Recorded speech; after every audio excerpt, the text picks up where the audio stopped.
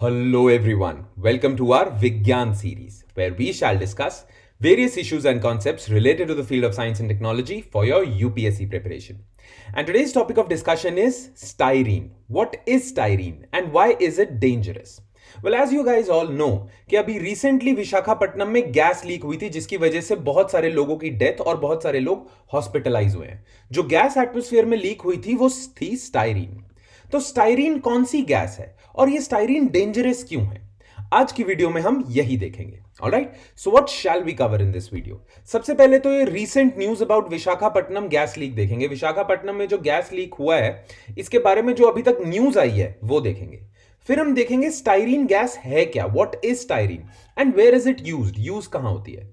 फिर हम देखेंगे potential sources of exposure to this gas कि ये गैस से आप कैसे एक्सपोज होते हो। ये तो अभी रिसेंटली गैस लीक हुई है इसलिए बहुत सारे लोगों ने इनहेल कर ली, बट और बहुत सारे सोर्सेज हैं जिसके थ्रू आप स्टाइरीन इनहेल कर सकते हो या you can be expose to this gas. And end में हम देखेंगे health hazards associated with the exposure. अगर आप ये गैस को एक्सपोज हो जाते हो तो इससे आपको क्या क्या बीमारियां हो सकती हैं, क्या क्या फिजिकल डिसऑर्डर हो सकते हैं। Alright, so without further ado let's begin with the news.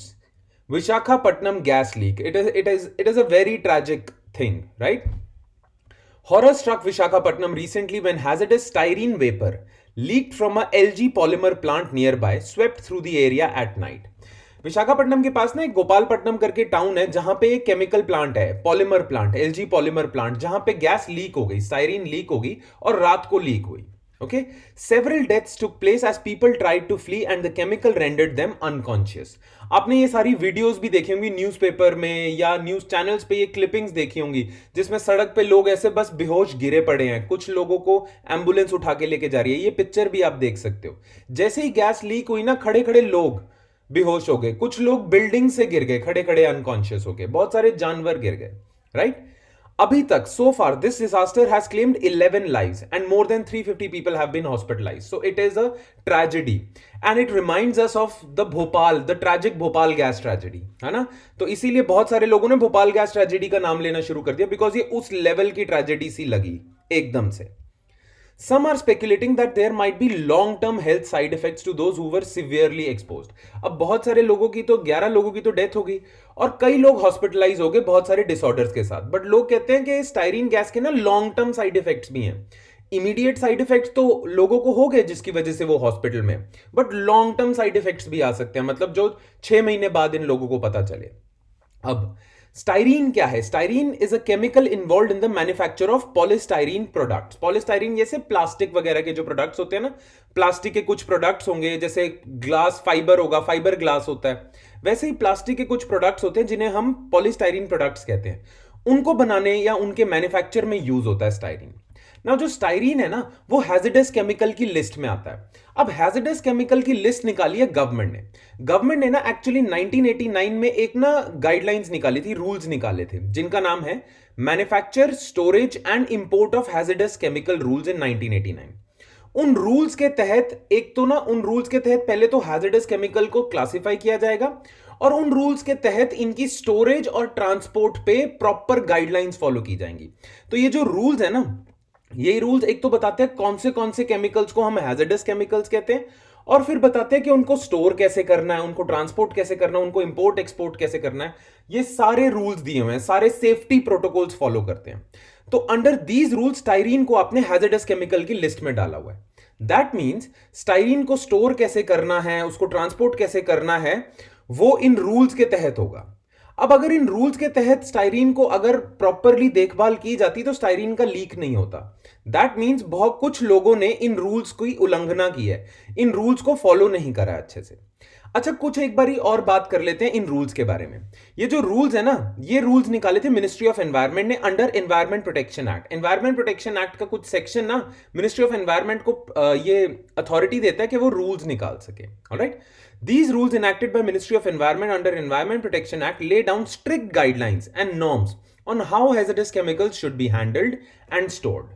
अब इतनी स्ट्रिक्ट गाइडलाइंस अगर हैं तो फिर ये गैस कैसे लीक होगी? दैट मीन्स लोगों ने इसे फॉलो नहीं करा, इन रूल्स और गाइडलाइंस को फॉलो नहीं करा।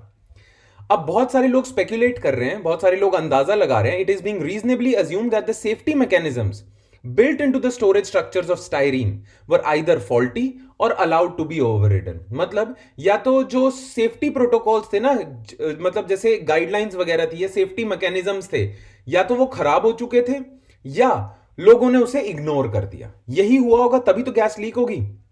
प्लस एक और अंदाजा पता है क्या लगाया जा रहा है, ये जो स्टाइरीन का ये जो प्लांट था ना केमिकल, ये बंद पड़ा हुआ था ड्यू टू लॉकडाउन। बट जैसा कि आप जानते हो 3 मई के बाद लॉकडाउन थोड़ा सा लिफ्ट हुआ, और उसके बाद लिफ्ट होने के बाद ना गवर्नमेंट ने अलाउ कर दिया कि ऐसे इंडस्ट्रियल प्लांट्स खोले जाएं। अब बहुत सारे वर्कर्स ना घर गए हुए हैं बिकॉज ऑफ द लॉकडाउन। तो हो सकता है कि ये जो रीओपनिंग का काम करा था ना इस फैक्ट्री का, इस केमिकल प्लांट का, वो आपने अनस्किल्ड वर्कर से करवा दिया। सम आर स्पेकुलेटिंग कि अनस्किल्ड वर्कर से आपने ये फैक्ट्री रीओपन करा दी, जिनको सेफ्टी प्रोटोकॉल्स के बारे में इतनी इंफॉर्मेशन नहीं थी और उन्होंने काम खराब कर दिया।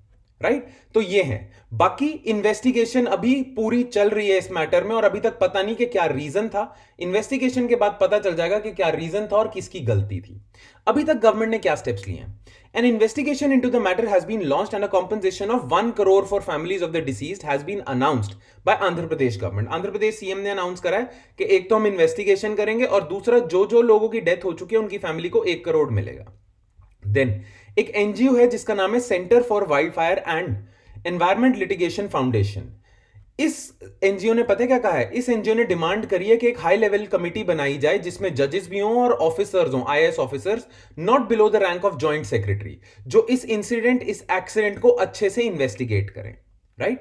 ये मैटर जो है ना विशाखापट्टनम गैस लीक का, ये नेशनल ग्रीन ट्राइब्यूनल में भी चला जा चुका है और मिनिस्ट्री ऑफ एनवायरनमेंट ने भी इस पे इन्वेस्टिगेशन लॉन्च कर दिया है। और मिनिस्ट्री ऑफ एनवायरनमेंट के एक ऑफिशियल ने कहा है कि अगर पता चला कि ये केमिकल प्लांट में नेग्लिजेंस हुई है, एनवायरमेंटल लॉज फ्लाउट हुए हैं, तो इस केमिकल प्लांट का लाइसेंस भी रिवोक किया जा सकता है।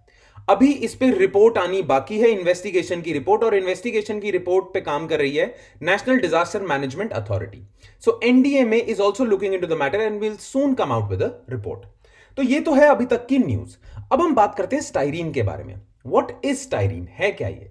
वेल, स्टाइरीन, इसका केमिकल फॉर्मूला आप देख सकते हो, C8H8, is primarily used in the production of polystyrene products, है ना, प्लास्टिक के प्रोडक्ट्स, रेजिन्स, फाइबर ग्लास जो होता है, जो एक्चुअल ग्लास का नहीं बना होता, टफन्ड ग्लास होता है, फाइबर ग्लास, रबर बनाने में काम आता है, लेटेक्स बनाने में काम आता है। राइट? तो ये ना केमिकल फैक्ट्रीज में ज्यादातर पाया जाता है, और प्लास्टिक की इंडस्ट्री में स्टाइरीन का बहुत ज्यादा यूज होता है। नाउ स्टाइरीन ना जनरली लिक्विड होता है। अगर आप इसे ओपन छोड़ दो ना लिक्विड को, तो ये लिक्विड एक्चुअली ओडर में, मतलब इवेपोरेट जल्दी हो जाता है। बट जो स्टाइरीन लिक्विड है ना, it is a colourless liquid and has a sweet odour, एकदम नाक को जाता है स्वीट ओडर। ऑलराइट? नाउ अगर आप स्टाइरीन गैस से एक्सपोज हो जाते हो शॉर्ट टर्म के लिए, थोड़ा सा एक्सपोजर होता है, मतलब बहुत ज्यादा गैस नहीं आपने इनहेल कर दी, थोड़ी सी अगर आपने इनहेल कर ली, एक्यूट एक्सपोजर होता है आपको। तो एक्यूट एक्सपोजर होने से क्या होता है, आपका जो म्यूकस मेम्ब्रेन होता है ना, जो आपके रेस्पिरेटरी ट्रैक्ट की इनर लाइनिंग होती है, माउथ से लेके, नोज से लेके लंग्स तक जो इनर लाइनिंग है ना आपके रेस्पिरेटरी ट्रैक्ट की, उसे म्यूकस मेम्ब्रेन कहते हैं। तो म्यूकस मेम्ब्रेन रप्चर हो जाता है तो आपको इरिटेशन फील होती है। अगर आपको थोड़ा सा इस गैस का एक्सपोजर हो जाए तो आई इरिटेशन फील होगी, और आपको गैस्ट्रो इंटेस्टाइनल इफेक्ट्स होंगे, मतलब आपका पेट खराब हो जाएगा, इंटेस्टाइन्स रप्चर हो जाएंगी। ये प्रॉब्लम हो सकती है थोड़े टाइम का अगर आपको एक्सपोजर हो।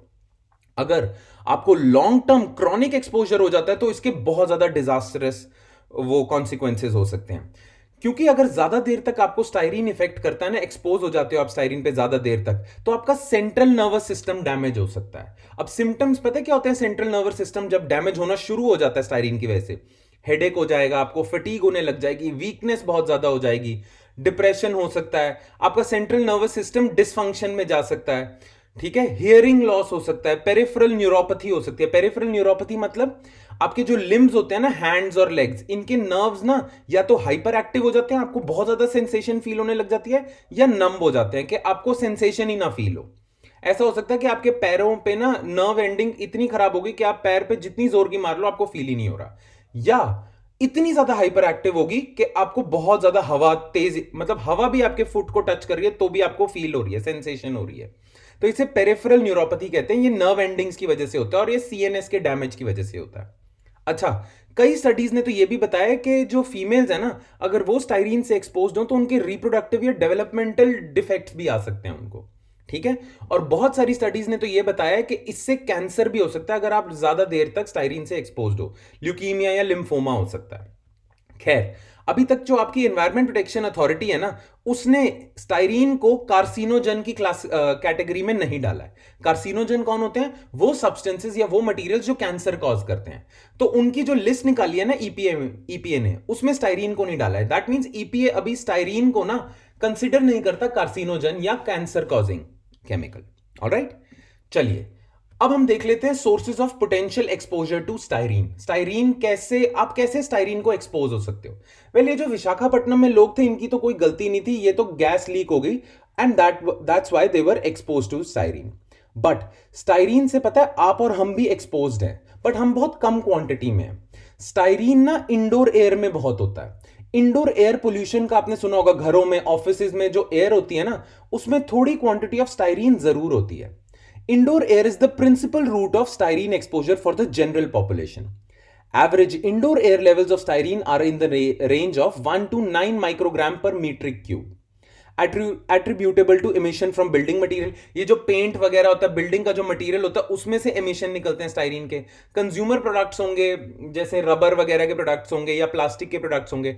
अगर आप घर में स्मोक करते हो, टोबैको स्मोक, तो उसकी वजह से स्टाइरीन आपके जो इंडोर एयर का एटमॉस्फेयर है उसमें हो जाता है। तो इंडोर एयर पोल्यूशन की वजह से जनरली बहुत सारे लोग स्टाइरीन इनहेल कर रहे हैं, बट ये इतनी कम क्वांटिटी में है कि आपको सिम्टम्स आते ही नहीं। Right now, ambient air in urban location contains styrene at average concentration of 0.29 to 3.8 microgram per metric cube. शहरों में इतना concentration है, while styrene in rural and suburban air has been measured to be at 0.28 to 0.34 microgram. तो urban areas में ज्यादा styrene है जो urban areas की हवा है, रूरल एरियाज में कम है। येट स्टाइरीन आपको एटमॉस्फेयर में मिलेगा अर्बन एरियाज और रूरल एरियाज में। तो you are being expose to styrene whether you are inside your house या आउटसाइड योर हाउस, ठीक है। बट फर्क पता है क्या है? ये स्टाइरीन का जो लेवल है बहुत ज्यादा कम है कि आपको इतना ज्यादा फील नहीं हो रहा है। बट जो विशाखापट्टनम के लोग थे उनको बहुत ज्यादा फील हो रहा था, क्योंकि बहुत ज्यादा बढ़ गया था स्टाइरीन का लेवल। अच्छा, occupational exposure to styrene occurs in the reinforced plastics industry and polystyrene factories. जो लोग प्लास्टिक इंडस्ट्री में काम करते हैं ना, प्लास्टिक की फैक्ट्रीज में काम करते हैं, वो तो बेचारे स्टाइरीन को बहुत ज्यादा एक्सपोज होते हैं और लॉन्ग टर्म में उनमें डिफेक्ट्स आने शुरू हो जाते हैं। राइट, अब आप स्टाइरीन से एक्सपोज्ड हो या नहीं हो, इसको टेस्ट कैसे करते हैं? लेबोरेटरी में ना टेस्ट किया जाता है कि आपके अंदर स्टाइरीन गया है या नहीं गया है, आप एक्सपोज थे स्टाइरीन को या नहीं थे। और वो टेस्ट पता है कैसे किया जाता है? आपका यूरिन टेस्ट होता है, उसमें ना कुछ प्रोडक्ट्स निकलते हैं। अगर वो प्रोडक्ट्स निकलते हैं तो आपके अंदर स्टाइरीन या you were recently expose to styrene. But ये ना सिर्फ रिसेंट एक्सपोजर ही डिटेक्ट कर पाता है, लॉन्ग टर्म नहीं डिटेक्ट कर पाता।